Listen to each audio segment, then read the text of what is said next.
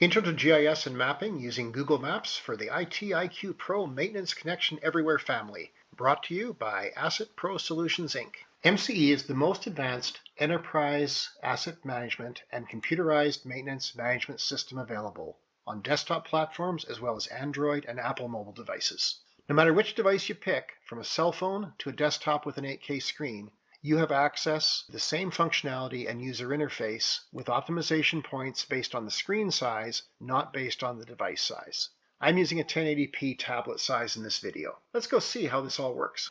To configure Google for mapping, use your preferred method to get to Configuration, Access Manager, Preferences. From there, scroll down to the System choice, to the Maps and Connections. Set up the Google setting, enter in your API key. If you have more than one API key, give it the name so that you know which one it's referring to. Pick the base maps that you want to make available. Pick the default base map that you want to have show up. Pick default map location if you wish, and then you'll probably want to set the geocoding and the routing provider to also be Google.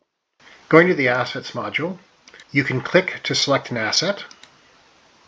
From there, you can edit that asset. You can do batch editing if there's more than one, and you can create a new work order. Or you can multi-select to select a bunch of assets to then work on, again by batch. You can edit specific ones, or you can create work orders. You can easily switch between the different views. So here we have our tree view. I'm picking this one so I can go to an asset that has not yet been geolocated. We have the address information from it. So if we click on the From Address, Google will tell us what the latitude and longitude are, and then it will show us in a map where that's located. Similar to the asset, work orders give you access to work orders. You can click on one and edit it. You can zoom in and out using the mouse. You can use the buttons to zoom in and out. And you can have several other controls within the menu here.